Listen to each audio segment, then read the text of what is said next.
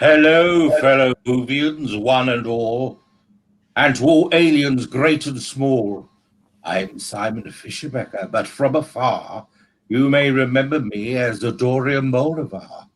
Tonight, we present you with a Christmas special, a holiday treat, if you will. A performance based on the influence of Charles Dickens that may leave you with a chill. I'm sure you have seen the story, The Doctor and the Author of A Christmas Carol. But now we see a new group of adventurers entering at their own peril. So for now, I will go silent, and I will no longer bore you. Ladies and gentlemen, the legend of the Traveling TARDIS and Wizard World proudly presents Phantasmagoria.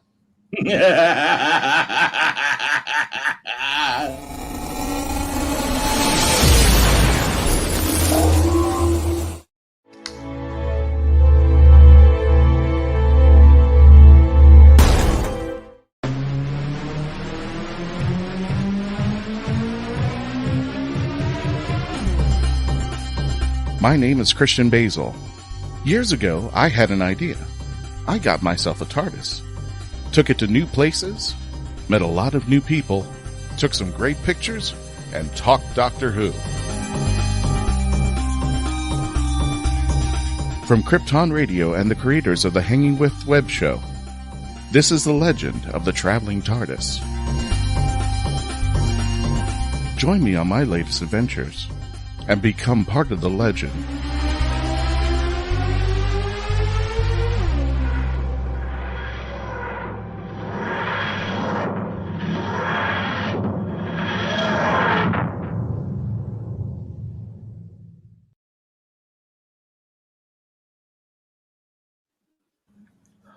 Oh, it is absolutely freezing out here, Isla. Are you quite certain this is the place?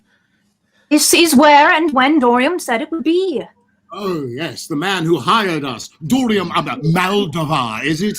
It's been a rough year, but I never expected us to end it performing in an empty field. On Christmas Eve, no less. I expect a holiday bonus for this one, Byron. Oh, yes, and where exactly is our benefactor? I should like to meet him before we perform. He's currently indisposed? He's ahead. Ahead of what? No, you misunderstand. He's a head in a box. A what? You see, he ran afoul of an order of monks. They cut off his head and placed it in the seventh transept. It's a long story. The point is, he hired Phantasmagoria to tell a tale, and so we shall. Tell a tale to whom? There's no one out here. The Doctor should be arriving momentarily. The Doctor? An audience of one? Cimarine, what are you doing with your tongue? Catching snowflakes! It's the first snow of the season, Hawthorne! Oh, I've been waiting all year! Isn't it just lovely, Byron? Quite. What in Zeus's name is that noise? Our stage has arrived. What is that, a police box in the middle of an empty field? Oh, that's no ordinary police box, Hawthorne. That's a TARDIS. What's a TARDIS? Time and relative dimension in space, or a TARDIS. I'll explain more inside. And how exactly are we all supposed to be in there? Just watch. By the gods! What sorcery is this? It's bigger on the inside than it is on the outside. No sorcery, simply science. Science or sorcery? Can we go inside, please? I'm freezing my Dickens off out here. After you. After all these years. You mean to tell me that you have been here before? And you keep mentioning this doctor person. Who are they? A friend of yours? One of the most extraordinary individuals I've ever met. I traveled with the Doctor for a brief time long before I was part of Phantasmagoria. We've had many a wondrous adventure traveling in this TARDIS. This place is breathtaking. I'm going to explore. Be careful not to get lost, Simmarine. This place is bigger than you'd think. And don't touch anything. Righto! Time and relative dimension in space. This is a time machine, isn't it? Oh, it's far more than that, Hawthorne. But in layman's terms, yes. And this doctor is what? A time traveler, then? A Time Lord. Last of the Time Lords, to be precise. From what Dorium told me, the doctor's visage has changed quite a bit since I last saw him. Her. She's a she now, for instance, which is fantastic. But otherwise, he says she's the same as she ever was. Still running about time and space, saving the universe and all that. I should very much like to meet this doctor. Where is she? That is a very good question. It's not like her to let people wander into the TARDIS unannounced. Doctor, are you here? It's Isla. I found something! Is it the doctor? Even better! This place has a swimming pool! Where could she be? Perhaps this note on the console could enlighten us? It appears to be from Dorium. Oh, how could a head write a note? Dearest Isla and honored members of Phantasmagoria, thank you for arriving on such short notice. I apologize that I could not be more forthcoming in our prior conversation, but time and discretion are of the essence at the moment. To wit, our mutual friend the Doctor has once again found herself in a precarious situation. Specifically, she has been incarcerated by the Jadoon. What is this, a rescue mission then? This is not, however, a rescue mission. The Doctor is no doubt already formulating a plan for her escape. I simply ask that you use your storytelling prowess to give her a moment's entertainment in these dire of times, something festive, perhaps. You know she is of the holiday season. Simply use the TARDIS as your stage, and it shall record your performance, and the Doctor will have a belated Christmas gift upon her eventual return. A filmed performance? Well, I suppose there's a first time for everything. Attached, you will find a note that may give you some artistic inspiration. Season's greetings, signed Dorium Maldovar. Dictated but not read. I'm still confused. Who exactly are the Jadoon? What is this? I told you not to touch anything, Simmarine. Oh, but this place has the most marvelous, wondrous wardrobe I've ever seen. Could we perhaps borrow some of these pieces for our performance? I suppose, as long as we put them back. But which story in our repertoire could bring the right amount of Christmas cheer to someone in such dire straits? Perhaps the note Dorium attached could help? What does it say? It looks to be written by someone else. Dearest Doctor, you helped me in my moment of need, and perhaps my words can now help you and yours on this darkest of Christmas Eves. I have endeavored in this ghostly little book to raise the ghost of an idea which shall not put my readers out of humor with themselves, with each other, with the season, or with me. May it haunt you pleasantly. Of course. Your faithful friend and servant, Charles Dickens. The Charles Dickens? Oh, this doctor of yours keeps prestigious company. You have no idea. Well, then, I'd say we have our story. Then let us begin. Ladies and gentlemen. Boys and girls. Esteemed doctors, and all the diversity of spirits That have followed us down throughout the ages, we are... Phantasmagoria. And we endeavor on this Christmas Eve to bring you a tale that will both warm your heart and chill the very... For Christmas Eve is the ghost's great gala night. When spirits roam free. To cause mischief and revel in the Yuletide festivities. With that in mind, we present a tale first published in 1843. A Christmas Carol, a ghost story of Christmas. By Charles Dickens. Stage 1, Marley's Ghost. Marley was dead. There was no doubt about that. The register of his burial was signed by the clerk, the undertaker, and the chief mourner. Old Marley was as dead as a doornail.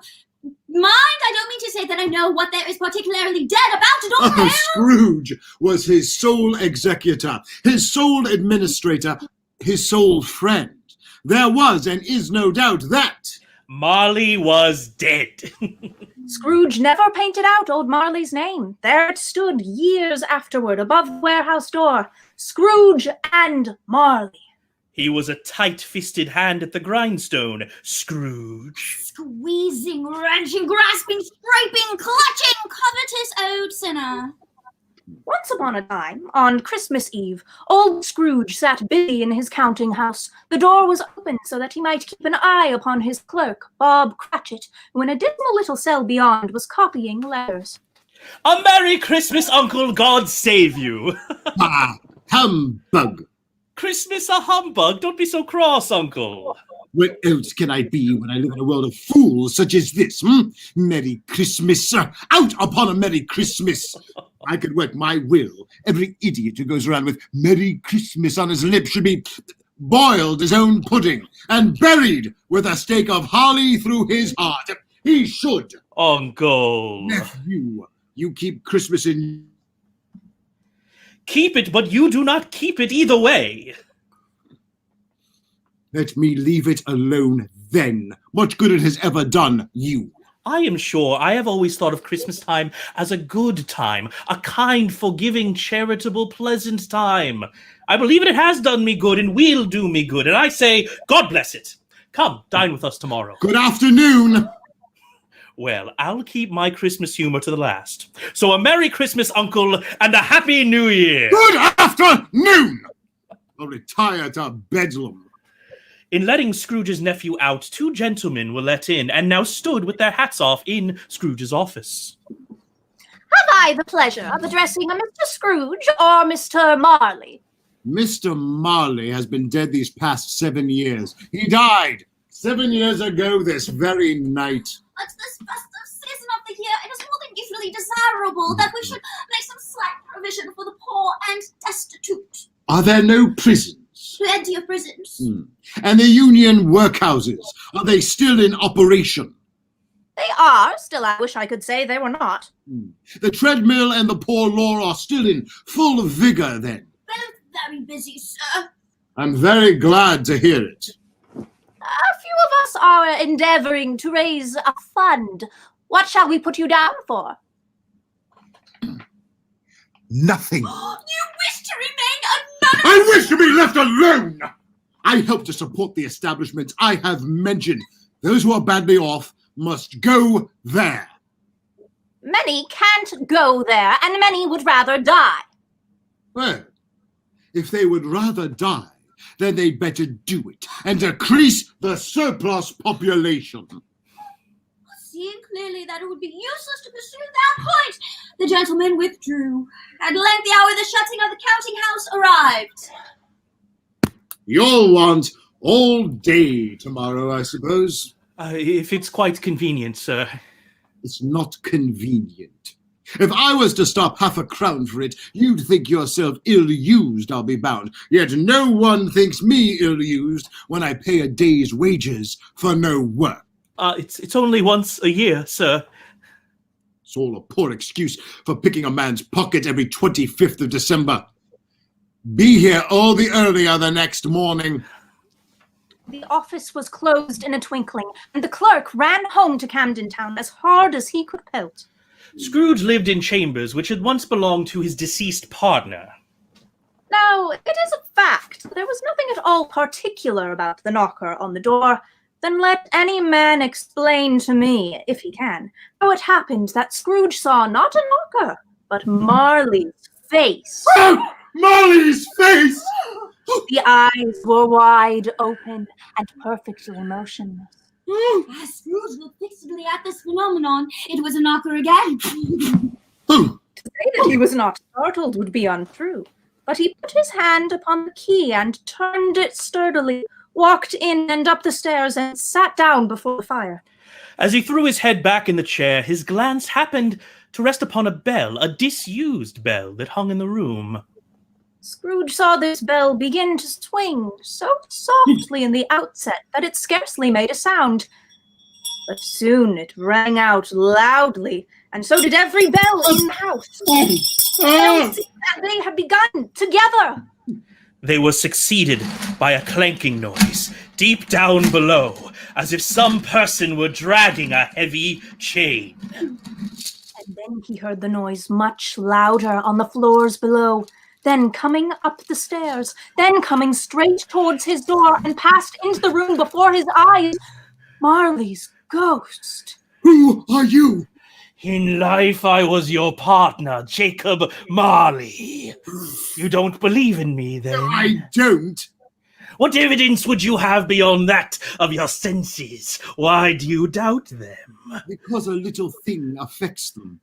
A slight disorder of the stomach makes them cheat.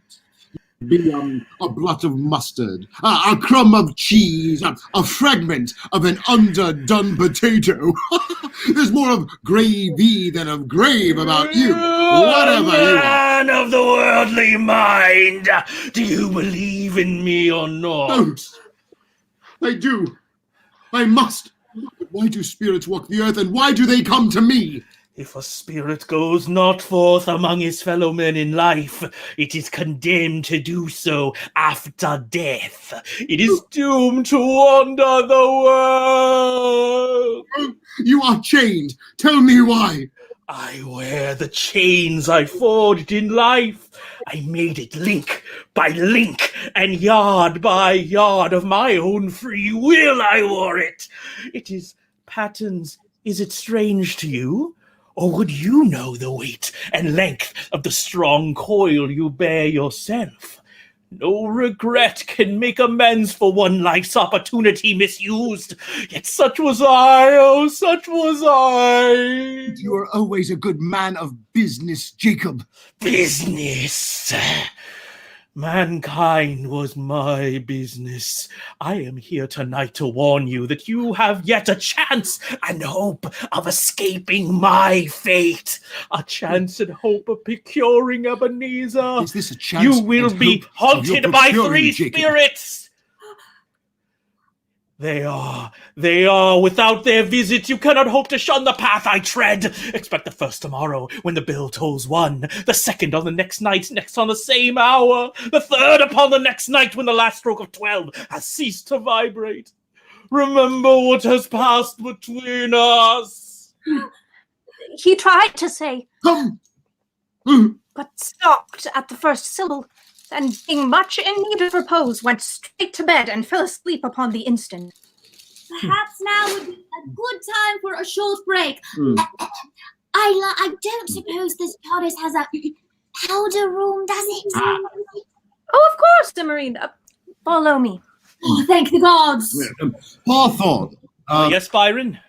I've been thinking. Funny you should say that, Byron. I was thinking as well. If the Doctor is as powerful as Isla has described, And if this TARDIS can travel through time and space, we could save make a lot of money. 2020. What? What?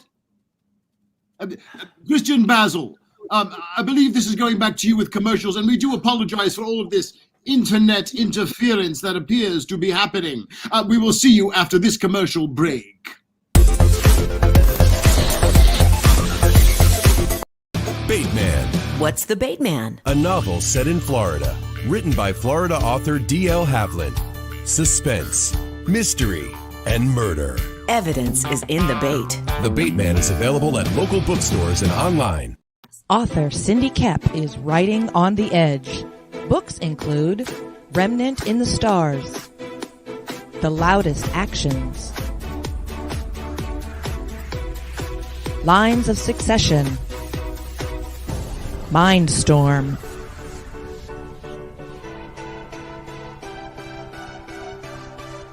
Condemned Courier, the Yerushalayim series,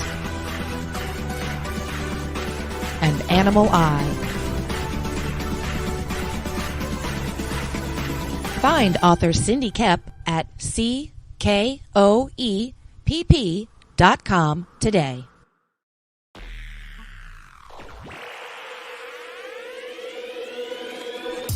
At Geek Insider, we foster relationships with those in the geek sphere so we can give our audience the insider view of entertainment, tech, and more.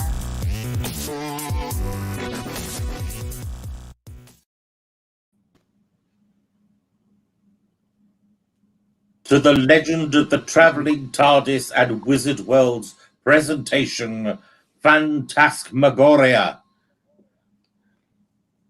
Just think of the possibilities, Byron. Edgar Allan Poe, Mary Shelley, Charles Dickens. With a machine like the TARDIS, we could not just tell their stories. We could meet them, bring them here to tell their tales how they truly envisioned them. Not to mention how much we could make off of selling autographed copies of their best We're not work. here to make money, Hawthorne. We tell tales to shed light in humanity's darkest hours. I haven't seen an hour this dark in millennia. Can you remember the last time you spent an evening in a crowded room, watching the shadows dance on the wall of a pub while you knock back a pint with your closest friends? Oh, I do miss going to the pub. If Isla is right about her friend's abilities, this doctor might be just our only shot at reversing the course of this terrible year 2020. So what do we do then? We finish the story, as we always do. Once it's done, we can then... To which the doctor then replied, "That's funny. I didn't even know that Daleks had a sense of smell." Roll. We'll finish this conversation later. I'm just saying, Byron, this place has a swimming pool. Later, I said...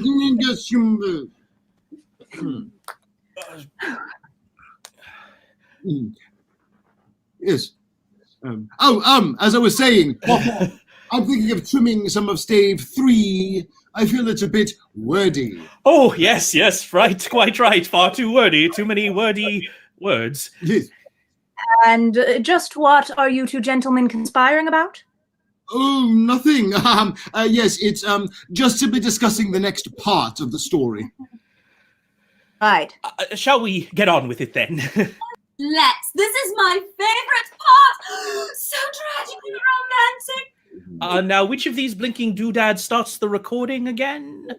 Hawthorne, I told you not to touch anything. No, you told Cimarine not to touch anything. Well, it goes double for you. Besides, there's no need to press anything. It's been recording this whole time.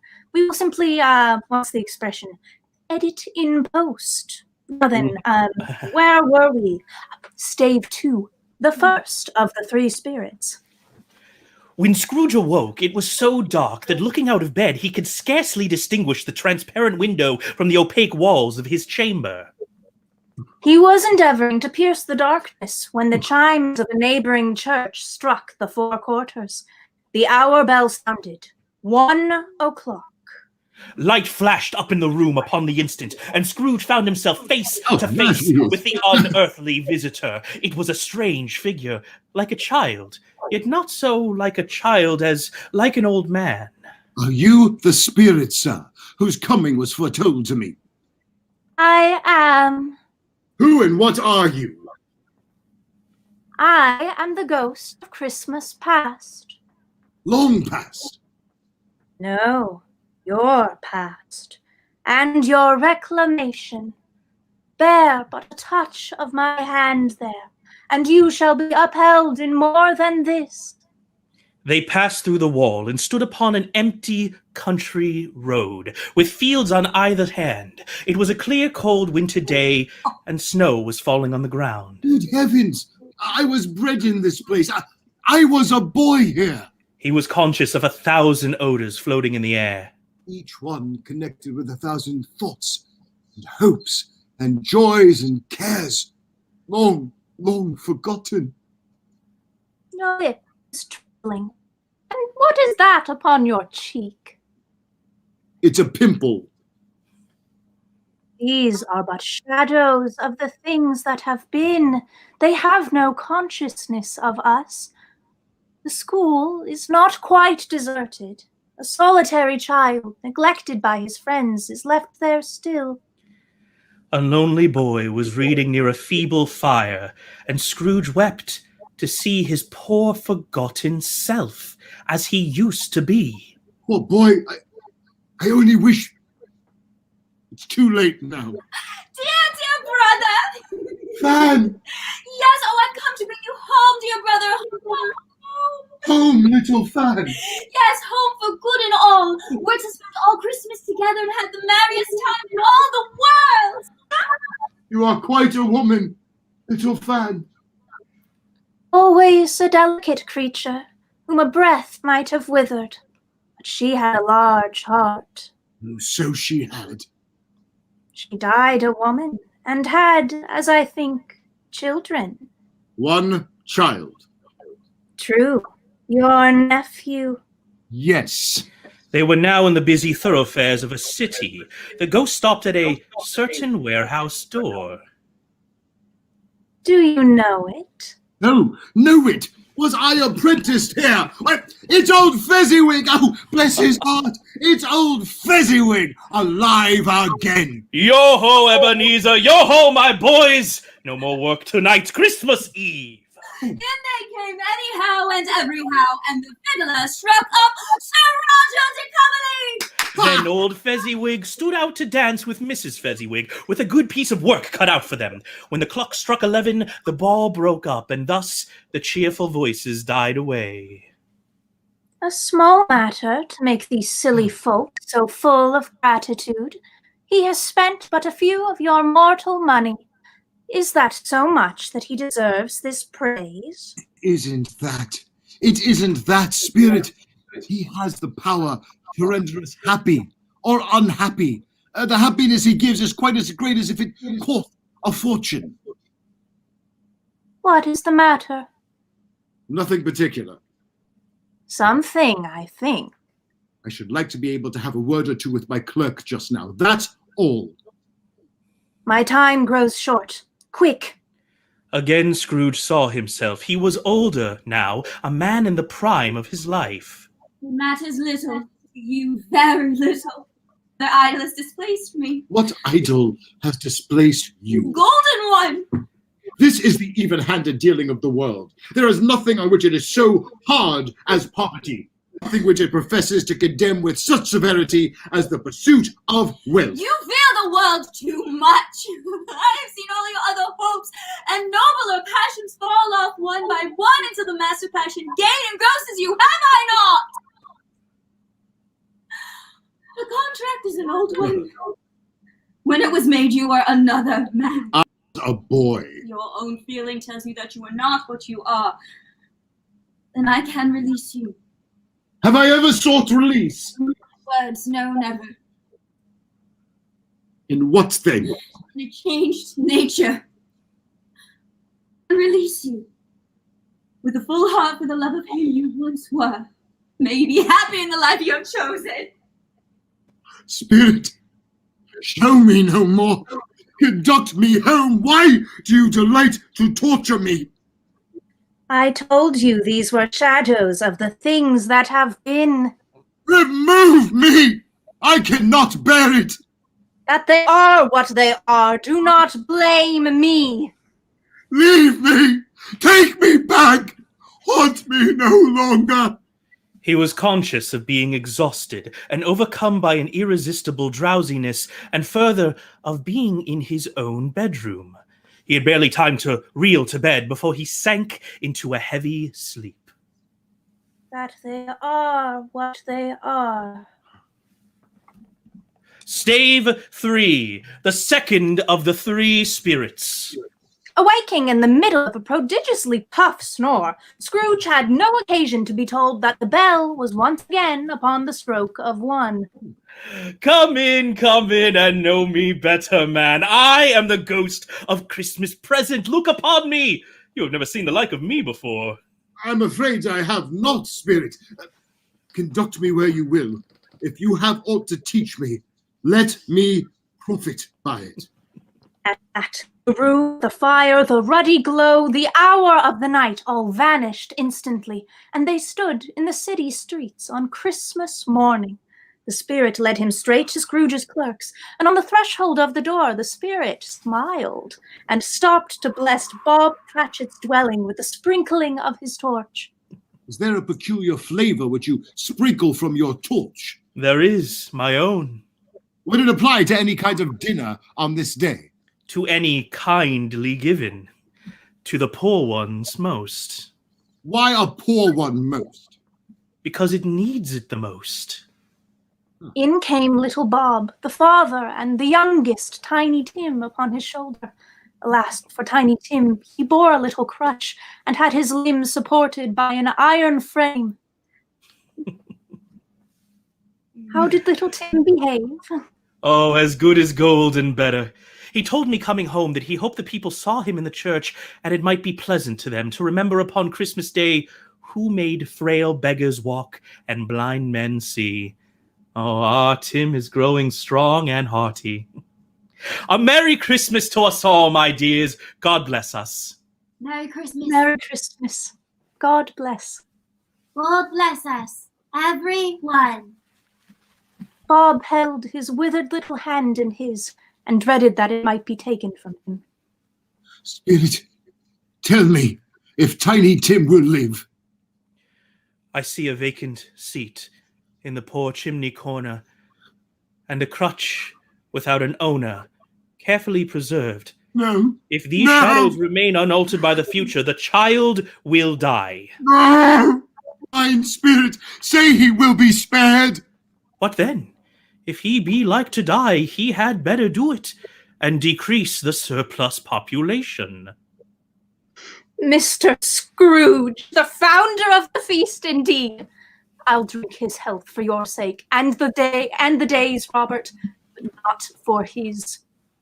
Long life to him, and a Merry Christmas and Happy New Year. He'll be very merry and very happy, I have no doubt. When they faded, Scrooge had his eye upon them. And especially on Tiny Tim until the last. By this time, it was getting dark and snowing heavily. It was a great surprise to Scrooge, while listening to the moaning of the wind, to hear a hearty laugh. Surprise to hear it was his nephew's. He said that Christmas was a humbug. As I live, he'd believed it too. More shame for him, Fred. Oh, he's a comical old fellow, that's the truth, and not so pleasant as he might be. However, his offenses carry their own punishment, and I have nothing to say against him. Oh, I have no patience with him. Oh, I have. I'm sorry for him. I couldn't be angry with him if I tried. Who suffers by his ill whims? Himself always. Here, he takes it into his head to dislike us, and he won't come and dine with us. Oh, what's the consequence? He won't lose much of a dinner. Indeed? Oh, I think he loses a very good dinner. After tea, they had some music and played, among other tunes, a simple little air which had been familiar to the sister who fetched Scrooge from the boarding school. Fan. But they didn't devote the whole evening to music. After a while, they played at forfeits. Yes and no. An animal. Yes, a rather disagreeable animal that growls and An grunts. animal that lives in London? Ah, yes, it walks about the streets. A horse. No. An ass? No. I know what it is, Fred. I know what it is. It's your Uncle Scrooge. Oh, yes, he has given us plenty of merriment, I am sure. And it would be ungrateful not to drink to his health. A Merry Christmas and a Happy New Year to the old man, wherever he is. Uncle Scrooge. It was a long night, if it were only one night. It was strange, too, that the ghost grew older, clearly older. Our spirits' lives so short. My life upon this globe is very brief. It ends tonight at midnight. The chimes were ringing 11:15. Forgive me if I am not justified in what I ask, but I see something strange and not belonging to yourself protruding from your skirts. Is it a foot or a claw? It might be a claw, for the flesh there is upon it. Look here. From the foldings of its robe, it brought two children, wretched, hideous, miserable. Spirit, are they yours? They are man's. This boy is ignorance. This girl is want. Beware them both, but most of all beware the boy. For on his brow I see that written which is doom, unless the writing be erased. Deny it and bide thy end. Have they no refuge or resource? Are there no prisons? Oh. Are there no workhouses? Ah. The bell struck 12. A perfectly ominous note for a moment's reprieve, don't you think? Shall we take 5? Oh, I'm quite all right, actually. I just went. Simply a moment for us to catch our breaths, dear heart. Let's see here. Now, what do we have? Temporal classification, spatial destination, time, date, year. The big Hold leather on, marked we'll break try not must to be touch break. anything. Doesn't seem so complicated to control. And I'm not touching. I'm just looking intently. Well, I suppose there's nothing wrong with it. I think I shall join you. Certainly. Isla, a word, if I can stop freezing here. Yes. This doctor, how well would you say that you know her? About as well as anybody gets to know the doctor, I suppose, which is to say, not much. But how would you describe her? Clever, inquisitive, driven, Philanthropic? It depends on the day, but on the whole, sure. Oh, well then, I might have a proposition for her. Christian Basil, while I talk to Isla, you might want to go to commercial break.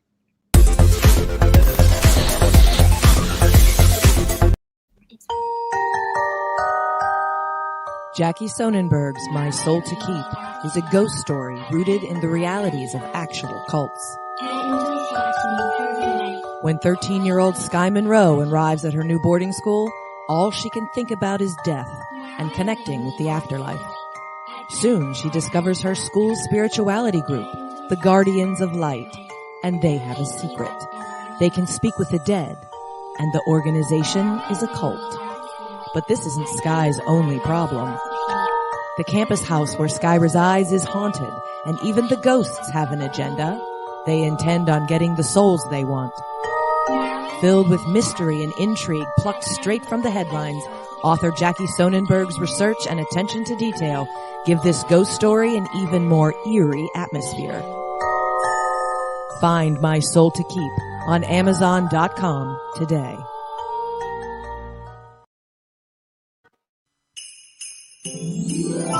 Deborah Parmley's Jenna's Christmas Wish. Santa, if there's one thing I want for Christmas more than anything, it's someone to spend Christmas with. Someone who really wants me to be there.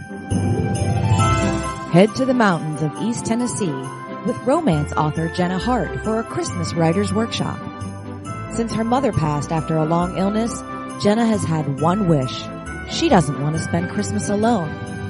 Meeting Niccolò Maldini, cover model and actor, could make more than Jenna's Christmas wish come true. Unless Ember, Niccolo's ex-girlfriend, does something crazy to stop them from being together. It's a mountain Christmas romance you won't want to miss in Deborah Parmley's Jenna's Christmas Wish. Now on Amazon.com. Experience Samara's adventure as she imagines the people around her change into friendly cartoon animals right before her eyes. Journey with her in this poetic tale, My Cartoon Imagination at School. Let us return to the Christmas story presented by the legend of the Traveling TARDIS and Wizard World, Phantasmagoria. No, Byron, I won't hear another word of it. But if the doctor is so powerful, so knowing, why can't she intervene on our behalf? If she can travel willy-nilly between space and time, how could she not know of the suffering of us here, right now, in this time? Have you taken a look outside lately? We're not supposed to go outside. That is exactly my point. We're watching the world crumble around us, and you're telling me that there's a person out there who can fix it, and she won't. That we are in a time without the doctor. It's not that she won't, it's that she can't. Byron, you don't even understand what you're asking. There are fixed moments in time that even the doctor cannot alter. Pompeii, the Titanic, World War II. These events, however tragic, have such far-reaching consequences that if the Doctor were to intervene, it could alter the course of history so badly as to damage the very fabric of reality beyond repair. We are living through one of those moments as we speak. So she'll simply sit back and do nothing. Yes, she has to. That is her burden. To watch as tragedy unfolds and know that no matter how capable she is, she can do nothing to stop it. Can you imagine how horrible that must feel? And now we, who were brought here to bring her a moment of peace and joy on Christmas Eve, are meant to remind her of her powerlessness? Another ounce of guilt? You hear how selfish you sound. Me! Selfish! I'm simply trying to help. Hawthorne over there wants to steal the TARDIS. How dare you! I want nothing of the sort. I simply want to borrow it for a bit of minor financial gain. I'm ashamed of you both. I'm ashamed of you both as well. Now, if you'll excuse me, I have to go prepare myself. No one can truly know what is yet to come, Byron. Not even the Doctor. There are shadows so dark that not even she can peer into them. Oh, the chill in my bones. What is that? The story. It calls to us. Then let us finish it. The bell has struck 12. Stave 4. The last of the spirits. As the last stroke ceased to vibrate, Scrooge lifted up his eyes and beheld a solemn phantom, draped and hooded, coming like a mist along the ground toward him. Oh, I am in the presence of the ghost of Christmas yet to come. Ghost of the future. I fear you more than any of the spectres that I have seen, but I know your purpose is to do me good. I am prepared to bear you company. Will you not speak to me? The spirit answered not, but pointed onward with its hand. They were in the heart of the city. The merchants hurried up and down. No, I don't know much about it. I only know he's dead. Well, what has he done with his money? Left it to his company, perhaps. He hasn't left it to me. He's likely to be a very cheap funeral, for I don't know anybody to go to it. I don't mind going if lunch is provided, but I must be fed if I make one. I'll offer to go if anybody else will. Bye. Bye-bye. Quiet and dark beside him stood the phantom with its outstretched hand. They found themselves in an obscure part of the town, although he recognized its situation and its bad repute. Far in this den of infamy there was a low-browed beetling shop where iron, old rags, and greasy offal were bought. Let the charwoman alone to be the first. All right, come into the parlor then. Every person has a right to take care of themselves. He always did. If he wanted to keep him after he was dead, a wicked old screw. Why wasn't he natural in his lifetime? It's a judgment on him. I wish it would have been a little heavier judgment. Open the bundle, Joe. Let me know what the value of it is. Now, what do you call this then? Bed curtains. Well, you don't mean to tell me you took him down, rings and all, with him lying there? Yes, I do. Why not? That's the best shirt he had, and a fine one, too. They'd have wasted it if it hadn't been for me. What do you call wasting of it? Putting it on him to be buried in, to be sure. Somebody was fool enough to do it, but I took it off again. This is the end of it. He frightened everyone away from him when he was alive. To profit us when he was dead. Scrooge recoiled in terror, for the scene had changed, and now he almost touched a bed, a bare, uncurtained bed, on which, beneath a ragged sheet, there lay something covered up. Merciful heavens, what is this?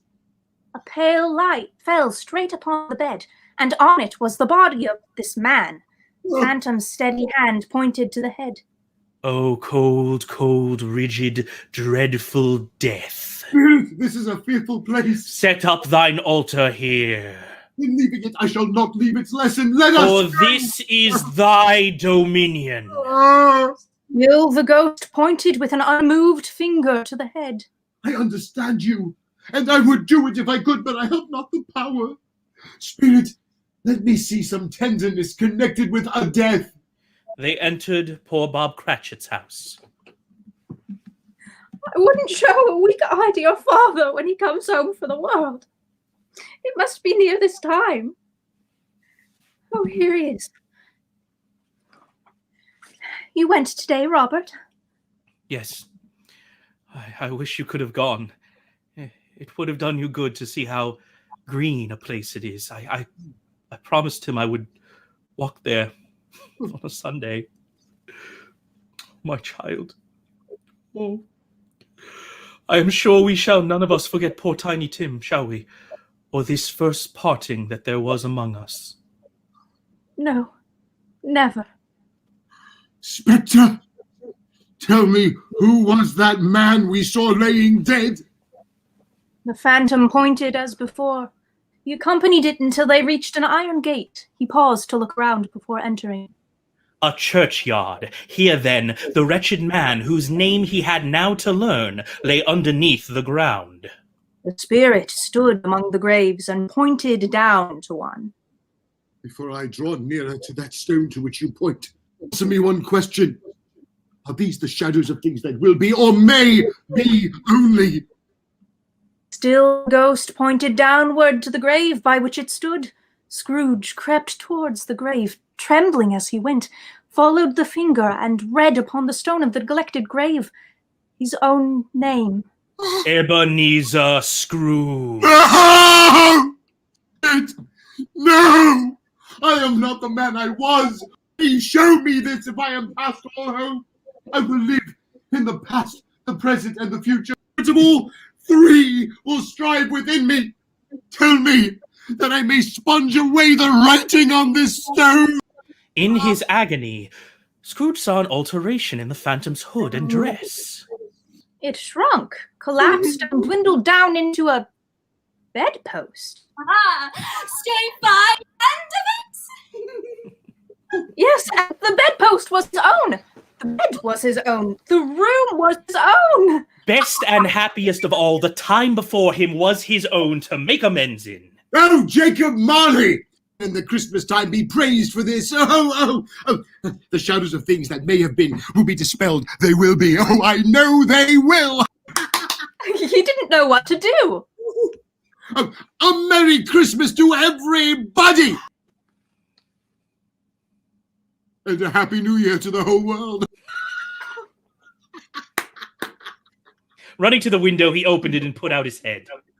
What's today, my fine fellow? What Christmas Day? It's Christmas Day. I haven't missed it. The spirits have done it all in one night. Do you know the poultry shop on the next street but one at the corner? No, I did. An intelligent boy. A remarkable boy.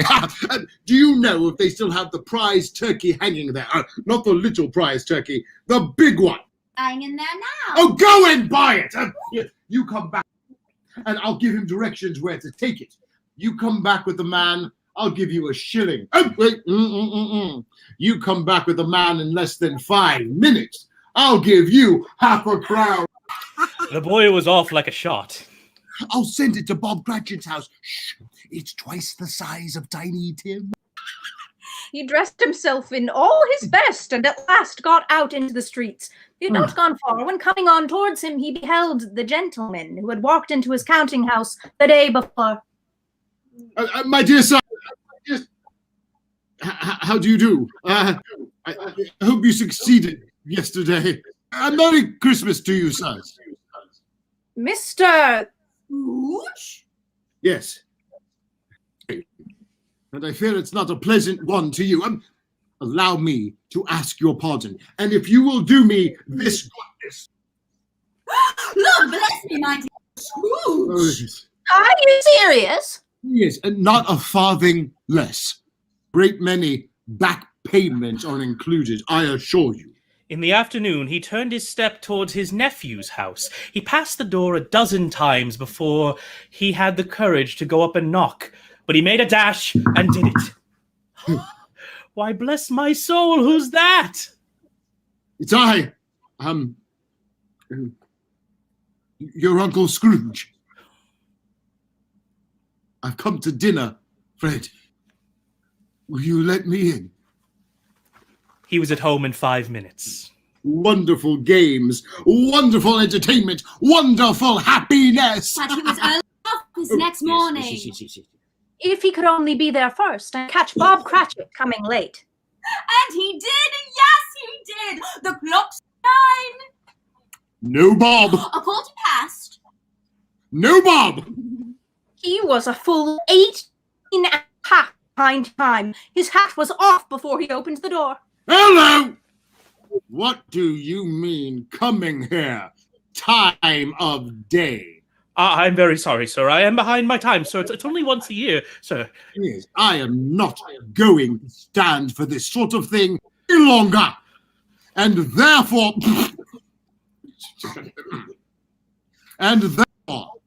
I am going to raise your salary.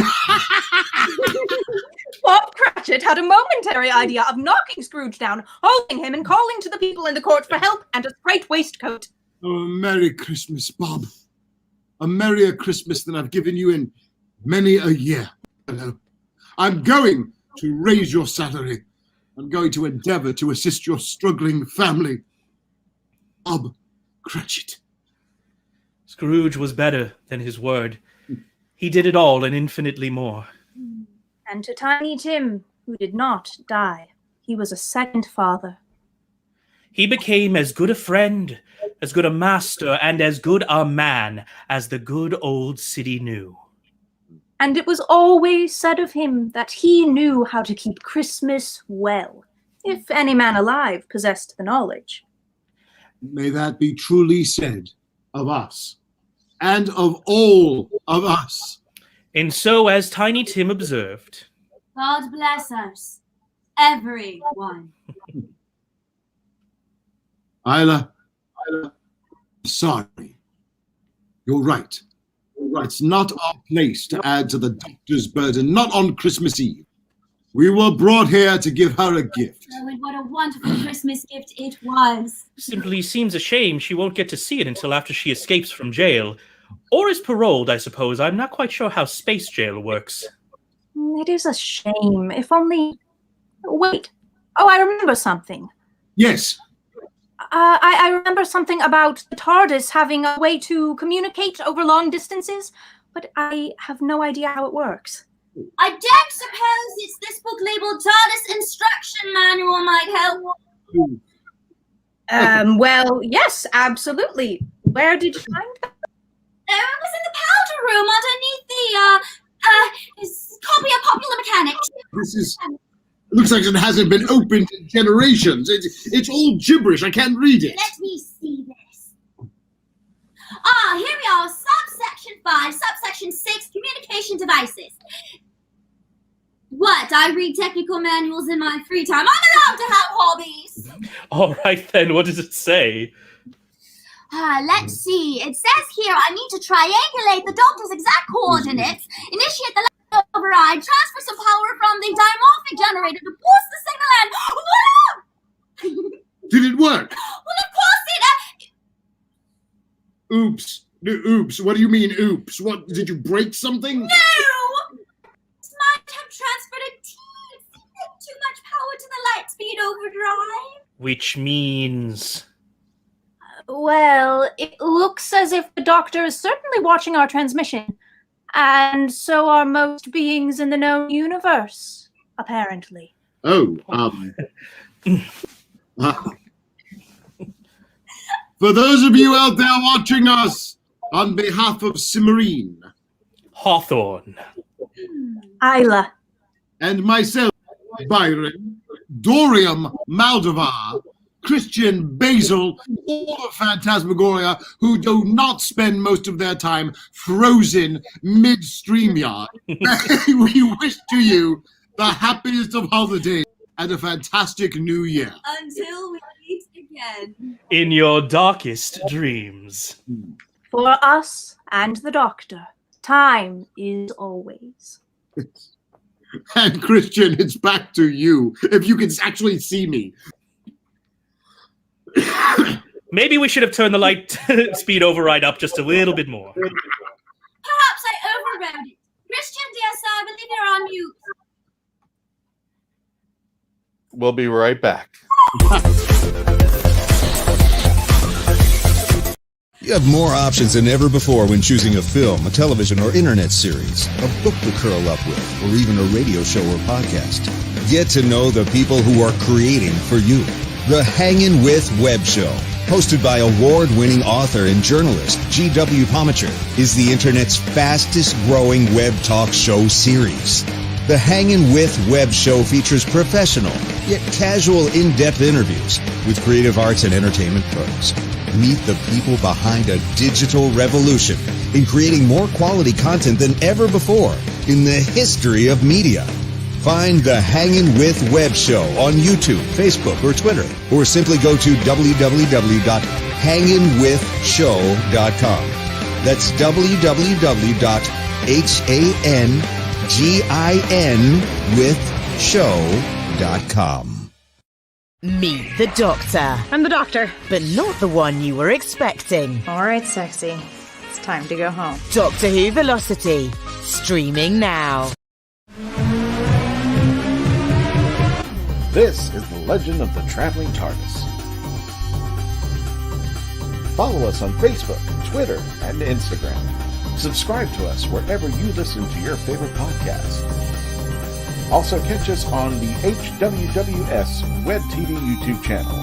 Subscribe today and become part of the legend. And for all of our friends at Wizard World, happy holidays, Merry Christmas. Thank you for joining us here with Phantasmagoria. This is, I think, our first live feed with everybody here at Wizard World. Mike, I'm going to stay like this as if I'm frozen. You should just stay like that.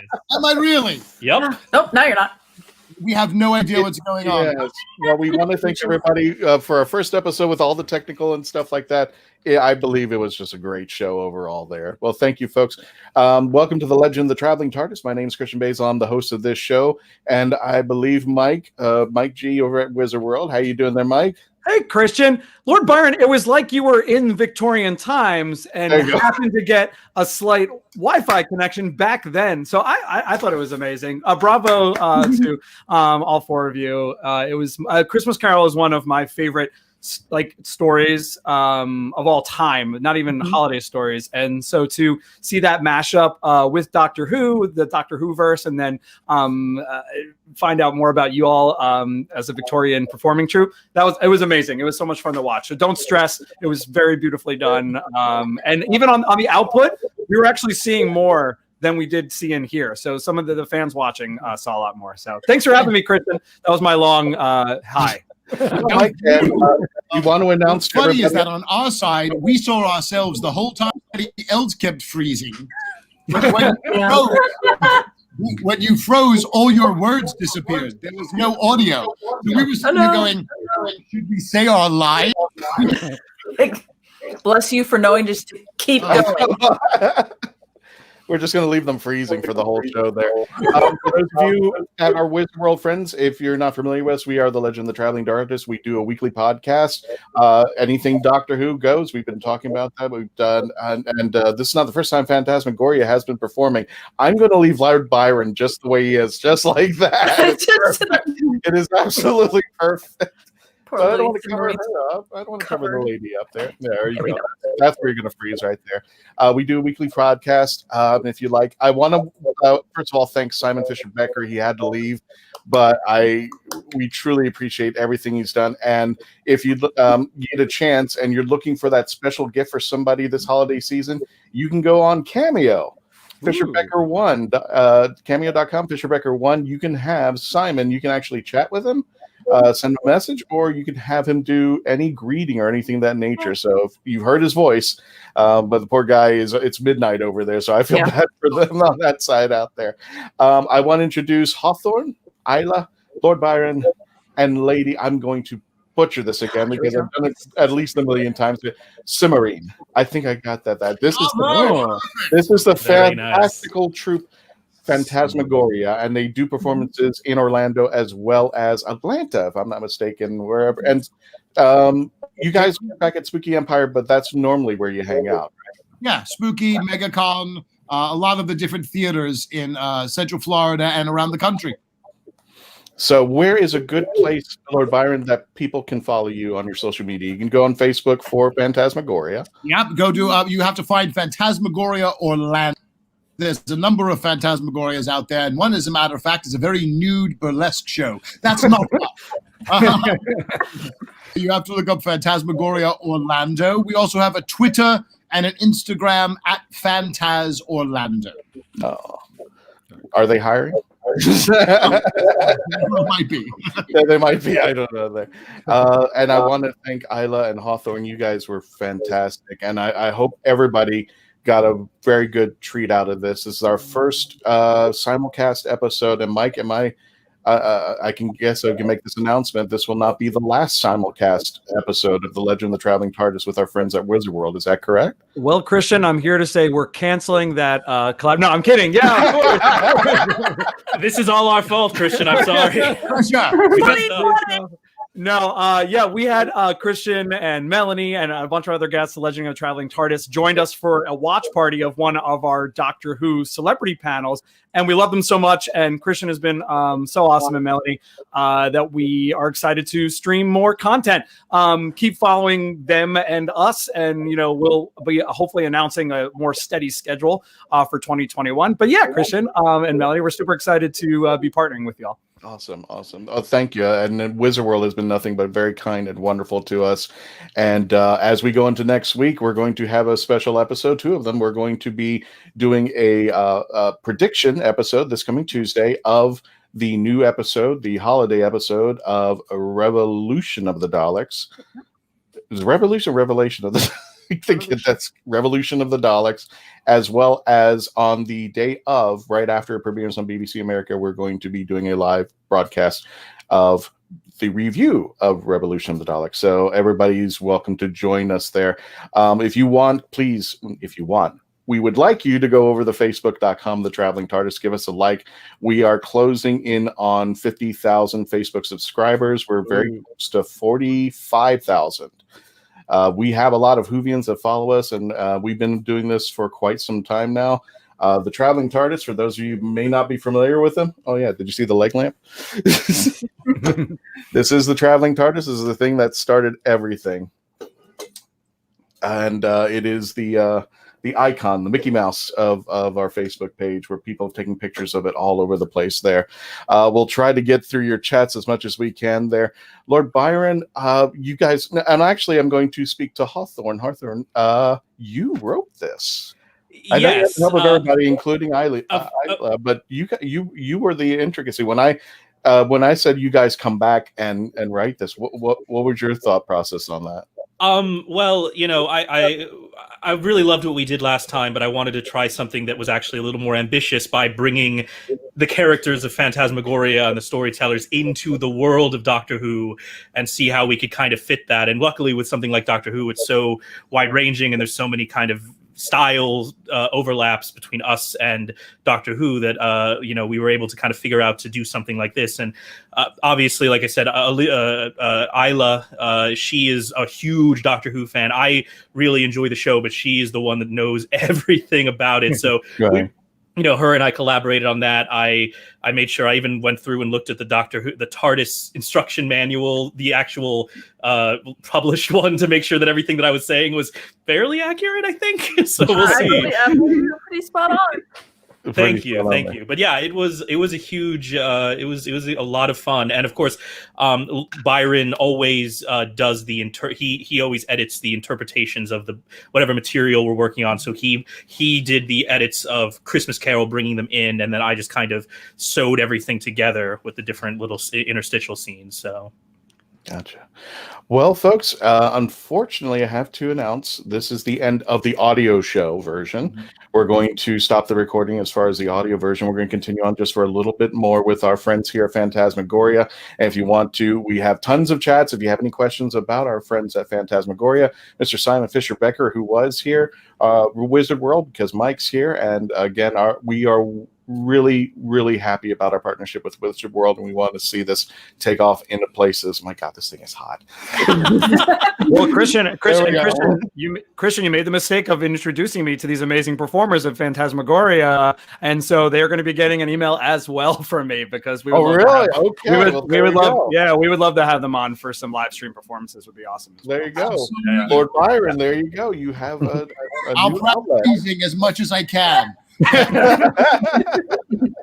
Yeah, get a Verizon Fios upgrade, and then we'll talk. Now, well, folks, we're going to be ending the audio recording. Thank you so much. We're going to continue on with the video recording, so stay tuned if you want to continue to chat with us. And as we say on all of our shows, stay strong, stay safe, wash your damn hands, as my friend Brian K. Morris says from Rising Tide, and please continue to be safe out there because we want you to become part of the legend.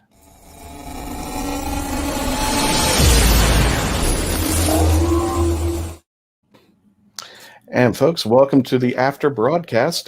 This is just we're just sitting back, relaxing, guys. Corey, that was amazing. Can I call you? Is that gonna be rude? Is that a bad thing now? That is a Byron call. I am not a Byron call. Lord Byron. Are we allowed to go by our human names, Byron? No. Christian, that's like walking up to someone at a Renaissance festival and making them tell you your real name. How rude! Okay, do you Pay know no how hard attention to the man behind the curtain, Christian. Do you know how hard it is? I got to type out to like Ilya. I would write to her, and then I would use another name that she goes by, and they're just like, God, I can't even keep them straight. So straight. I'm trying to send them a message. I'm using them interchangeably. For the record, yeah, what's going on? Why is Hawthorne not on Facebook anymore? And I remember that he has a real name. Or I should. Yeah. Oh, guys, this was just terrific. I mean, I can't. My mind is always blown by this, and watching you just go in and out. This is too much fun. Well, I will have a move when there was a breath, when there was a break in any lines. It was okay. Go. We were watching it. We were watching it blink on the screen. It was us and Isla. You a few times would disappear and then pop back on. I don't know. Did anyone even see Cimarine as the Ghost of Christmas yet to come at all? Okay, good. Because I didn't on my stream, so I was like, well, there goes that entire bit. It was going through. What would happen is literally it was like a video game. I would click on Lord Byron, then Ilya, then Lyra. Whoever went out, and I had to click him back in and out again. I was like, I waited until there was like an audio break, or there was like a French break, so I could just click you right back in because I didn't want the audio to sound jumpy. Right. And then all of a sudden, I would just pull you right back in. It would just stop, and it was like, and there were a couple of times it just went completely blank. I was like, don't do this thing. There was times where it was like every other sentence was audio jumping in. Yeah, the audio is fine. The audio is great. It's just I hope somebody doesn't is going like. He's going in and out all the time. I don't know. He's just leaving and going in and out. What's going on with this? So, if you want to subscribe to our YouTube channel, and Mike, I'm going to give you the floor for those of you watching on the Hanging with Web show, as well as our friends over at the Legend of the Traveling TARDIS. Mike, where are some places they can find Wizard World where they could sign up with you guys? Oh, I just got spotlighted. That's everyone's favorite moment. Can you take me back and bring me back in again? I want to be ready. Here we go. Ready? And Mike, it's your call. Tell us a little bit about Wizard World. Well, thanks, Christian. I'll tell you a little more about Wizard World. You can follow us. We used to do, for those of you that are watching on Legend of Traveling TARDIS or some of the other stream sites, we are Wizard World. We ran Comic-Cons in many different cities around the country, and actually a few international as well. So for those of you who have joined us in Chicago and Philadelphia, Sacramento, all over the place, New Orleans, we've loved having you in physical conventions. And unfortunately this year, we couldn't do those. And so we kind of pivoted quickly and brought a bunch of our favorite celebrities and talent that were booked for the summer onto the virtual stage. And now we've been trying to incorporate the real fun part of conventions, and that's all this awesome fan content. And so you can follow us at Wizard World on Facebook, Twitter, and Instagram.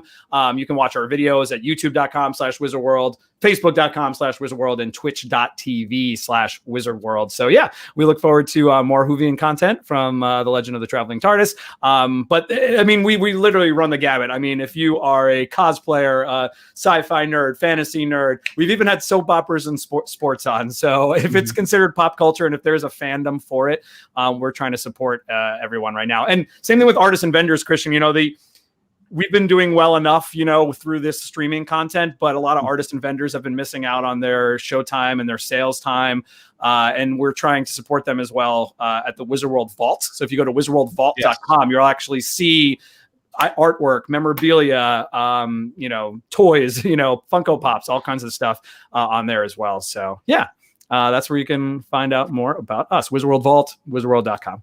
And there's a lot of stuff on here. I actually have it up because I was looking at this celebrity holiday video messages. You get video messages from your favorite celebrities out there, celebrity autographs, comic books. So I'm actually going to throw this in here. Let me go ahead and put that in there for folks who are over at the Legend of the Traveling TARDIS and our friends over at the Hanging With Web Show, wizardworldvault.com. Check out all the merchandise. Plus, I hate to do this to you, Mike, but yeah. Nope, that sale's ended. So let me take that little portion of it out. I will say that we are rebranding the website a little bit to kind of get everything all on. But what's that? Can I click on that? Is our merch, because this show doesn't just run off of acorns and by itself. It has to, we got to pay the bills there. So check us out at our threadless.com site. If you can see it on the screen, if not, you can always go over to the Traveling TARDIS Facebook page. And check it out. We'll have the listing up there, but we have merchandise. We have, let me pull this up. We've got some t-shirts. We've got tank tops. I got this because I'm replacing this, and this was supposed to be a surprise, but I'm going to get it. We got shower curtains. That is ridiculous. Stay safe in the face mask and cell phones, hoodies, and for those of you who just got it, there's skateboards as well. Yes. Why not? Why not? I love your all's logo. Your logo is so awesome. It's just like very clean and right to the point of what you do. So I love it. Well, thank you. I had nothing to do with it, but I want to appreciate it. For those of you who are on the Facebook page who are not familiar, the Traveling TARDIS started off as a little icon. It was just an idea 8 years ago. I decided to go out, take pictures with the Traveling TARDIS in places, quote unquote, at the time that the Doctor had never visited. So you would see me literally at Home Depot or Publix with a TARDIS, put it down, take a picture with it. And years later, we've had things like this. Well, this is actually my Christmas tree. Cute.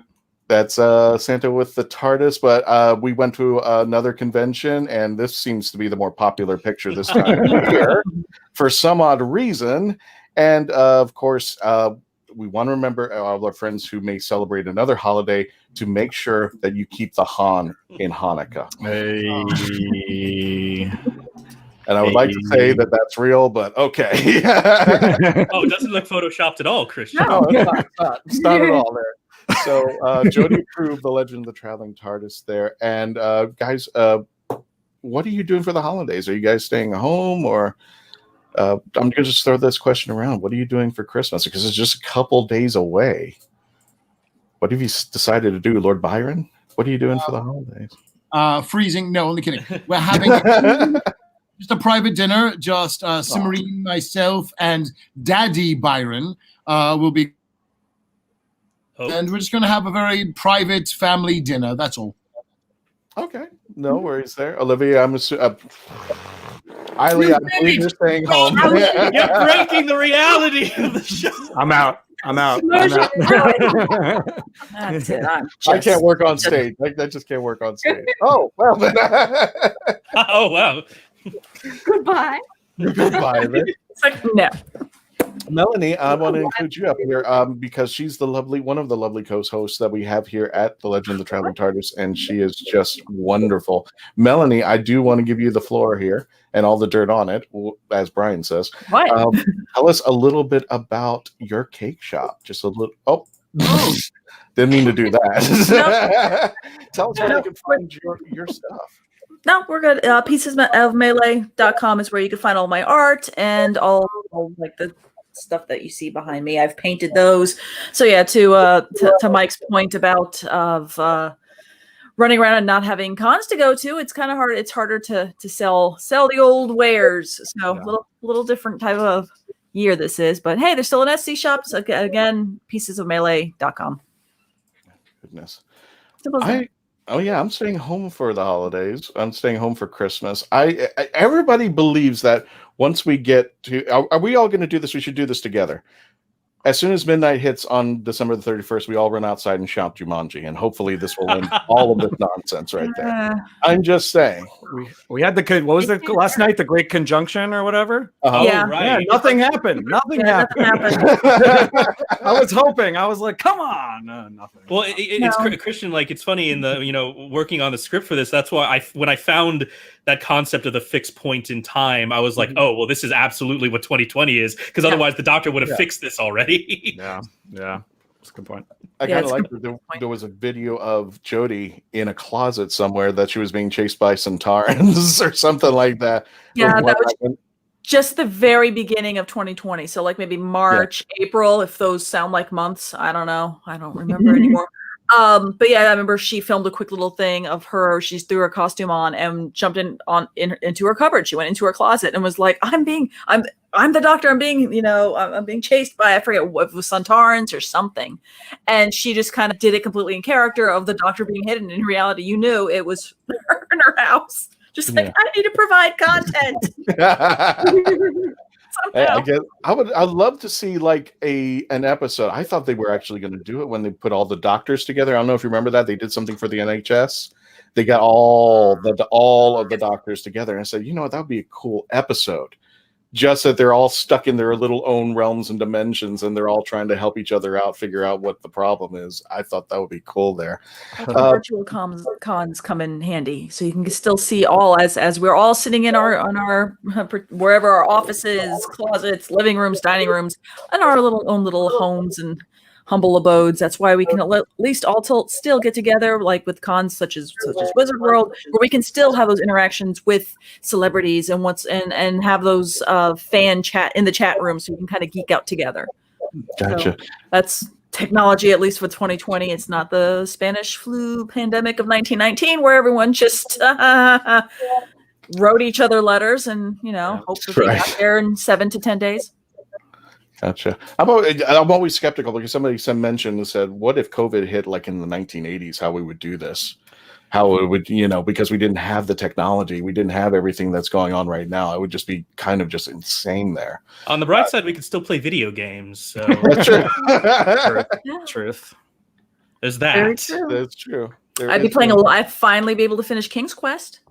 There you go. I mean, I could figure that out. I love my Commodore 64. You say this like I left the house in the 80s as well. That's a big. You're really assuming a lot about me.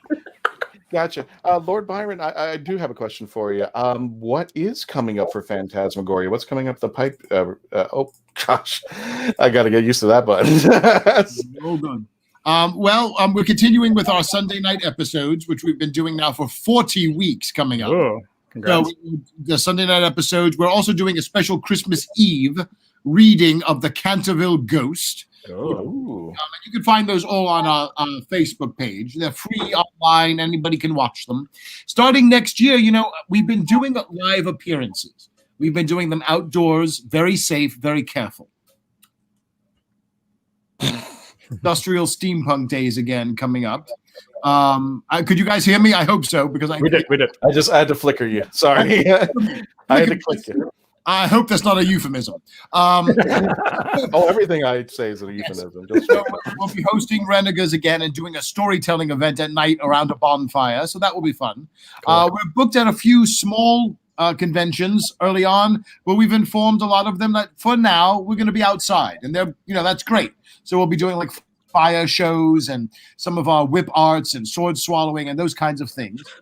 But we're in talks for a whole bunch of shows next year. We just have to play it by ear, and we're supposed to be doing our live fall tour and our live Christmas tour next year like we normally do. This is the first year we did not do it. So we'll see, and I don't know if I'm allowed. Mike, am I allowed to mention another convention in front of you? You can we're on. Yes, just go for it. Definitely booked for MegaCon. Now MegaCon has 2 different dates. They have them in March, but they also have extra dates in August just in case.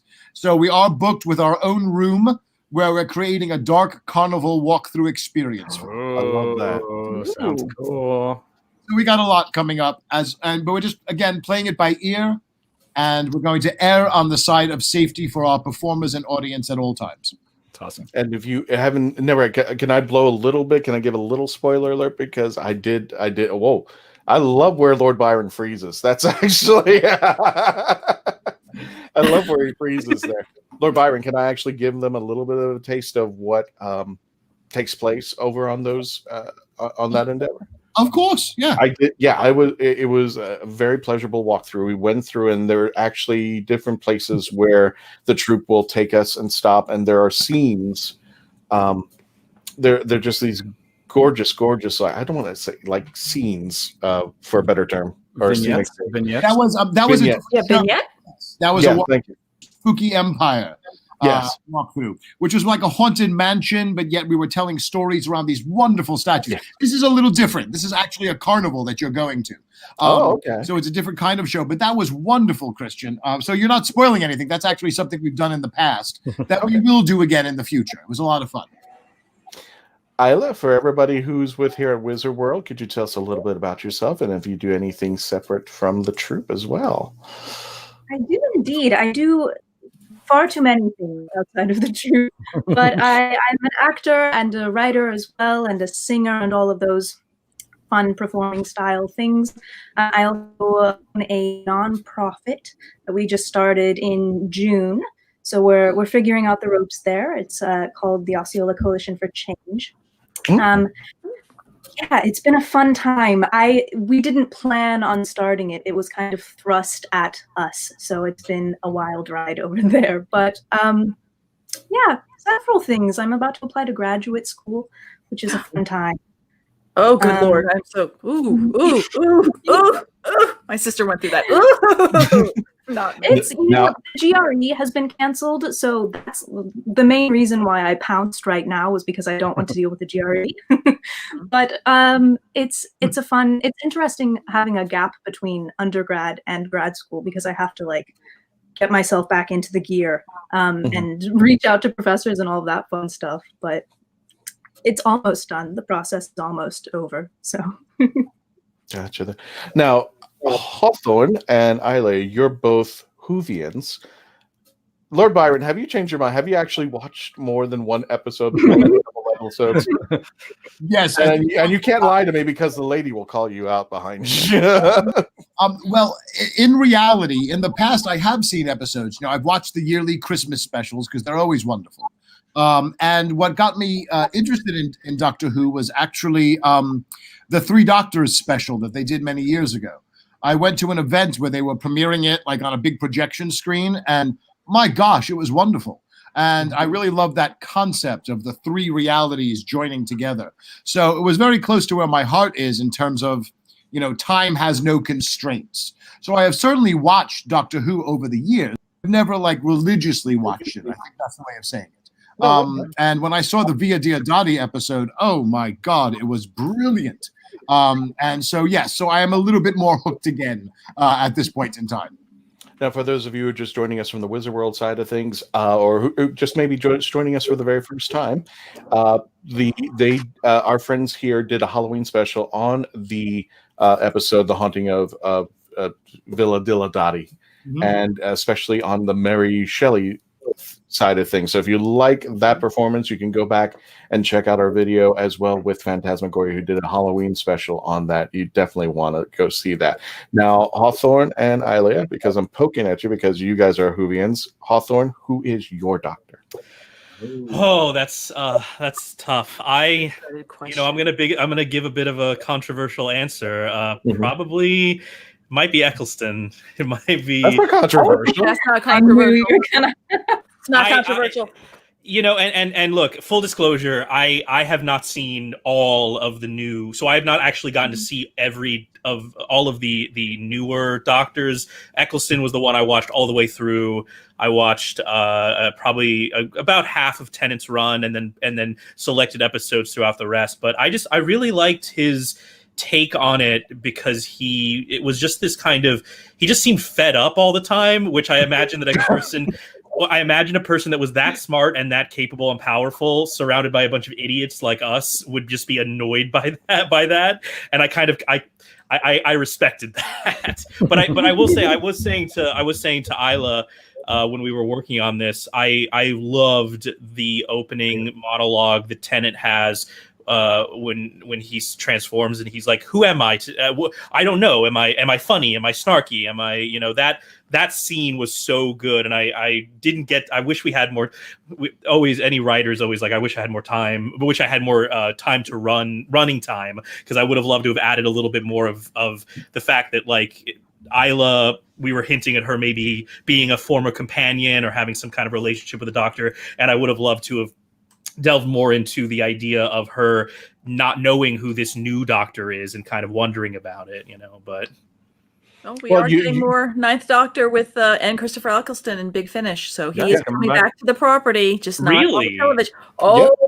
Yes, he is. Interesting. He's back into Doctor Who for doing all of the audio dramas for Big Finish. Yes, that's very cool. It's monumental, because this was the man who flat out said when hell freezes over. Right. And hell has frozen over for Big Finish. It's for Big Finish. TV. He won't go back to the TV show, but he'll do the audios. But we're getting more Ninth Doctor. So what about you, Isla? Which is your favorite Doctor? Oh, I'm David Tennant all the way. I'm a huge Shakespeare nerd, so I respect young Christopher a lot for that. Also David for that as well. Like, all of these people have done Shakespeare. But I've David Tennant from like day one. I just love Scottish people is what it comes down to, I think. If it's all Scottish, it's crap. I have watched anything for David Tennant. I cannot. Matt Smith is also a wonderful time. He has a lot of chipper elements, which I appreciate, but certainly David. Also, the Pawns just was my sweet spot. I had to rewatch The Angels Take Manhattan to write this episode as we were kind of doing research for it. Like, probably the 10th time I've seen it. Still bald. Full on. It never changes. So, yeah, Pawns and Tennant is my pinnacle. Gotcha. I'm hoping you two have pulled out your DVD collection, or if you got your streaming. I cannot. It's not Christmas unless I've seen a couple of Doctor Who episodes. The Next Doctor, Christmas Carol, which I love that you guys picked that. That was wonderful. I love the Christmas Carol. The scene where he that moment in the future scene, and so I'm showing you now, I'm showing you your future, and he turns around and he sees his younger self, and that meetup, it really just tears me apart every time I see that scene. I was like, I'm going to watch this. This is beautiful. If you picked your favorite Christmas episode, Hawthorne and Isla, and I feel bad that I'm leaving Lord Byron out, but next time you guys are on, he'll be a Whovian by then. What would be your two Christmas episodes that you? What are your go-to episodes? I don't know if this counts necessarily as a Christmas episode. I maybe because I watched it so far and it, like, after it had been already shown. I really liked the episode with Charles Dickens. Like, it was kind of. That's fair. Yeah, it was because that was my first real. That season was my first introduction to Doctor Who, and I loved that. It was one of the first ones that I could remember that they introduced this idea of like, yeah, we're going to have the Doctor meet famous people and kind of give moments of inspiration and things like that. It reminds me a lot. I was a big fan of Quantum Leap back in the day, and it reminds me a lot of that. Quantum Leap. So I loved that. I love that. That Charles Dickens episode might be my favorite of the unofficial Christmas episodes. I have to go with Christmas Carol too. I think honestly, Flying Shark, like that really sealed the deal. I think. Also, just it was so. I had read some reviews. That was another one I just had to rewatch when we were doing research, and I read several reviews on it, and people were kind of complaining about it, talking about how they wished how it had been a little bit more elaborate, that it wasn't like a novel take on things. And I was like, how? There are flying fish. How much more novel can things get?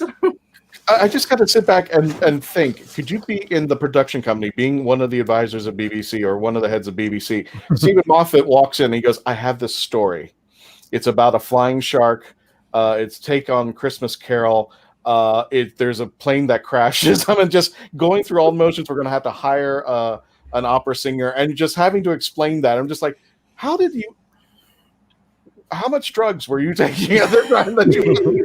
Well, I have to imagine that once you get to his position, you can pretty much do whatever you want. Yeah, that's fine. No, that's fine. I was just let me tell you, if I was in his position, I would be throwing the weirdest concepts at people and be like, oh, "Can we do this?" And they'll be like, "Oh, I suppose." And I'm like, "Yes, perfect. All right." There you go. Well, for our friends over at Wizard World and everybody else, I want to thank everybody for joining us. We hope you had a wonderful Christmas treat from Phantasmagoria. Our friend Simon Fisher-Becker is part of our panel. Melanie Dean and I want to wish you a Merry Christmas. And for Mike G over at Wizard World, please stay safe. Thank you so much. We're going to end the show right now. And please join us. Last thing, does anybody have any last words before we go? We're going to put up our... Christian, if you can give me a copy of Jenna's Christmas Wish, that was my favorite commercial. The romance, that's my final word. That romance novel looked good. Now I know what's going in your stocking this year. Yeah, that's my final word. When we got them as a sponsor for the Hanging With team, I was like watching the commercial and going like, can I run this? Oh. And then there's that close up of his chest. I'm like, oh my God, are you serious? We once had an issue where our commercials were Christian had left and nobody else had control of board and he had technical issues. And we were like, we're supposed to go to commercial. So at one point I start singing the ding, ding, ding, ding. And another panelist, Dave, he gets into his little Jenna's Christmas Wish and he starts doing the narration. Oh yeah, it was worse, Lord Byron. I was like, the whole episode. And apparently, I think there was lightning outside, and it actually knocked out my Wi-Fi for a moment, so I was frozen. And eventually, the Wi-Fi came back in, but I was like, okay, now I need to run commercials. So that's the kind of weird stuff, but things happen around here. Everybody, thank you so much for joining us. We're going to end the show now. Please take care. For those of friends who are celebrating, Merry Christmas, Happy Holidays, Happy Kwanzaa. Happy holidays to everybody, and we hope you have a wonderful, safe, and prosperous new year. We want to see you in 2021 so we can all shout Jumanji at the moment that we get to work. Thank you, everybody, for coming. Have a great, wonderful new year.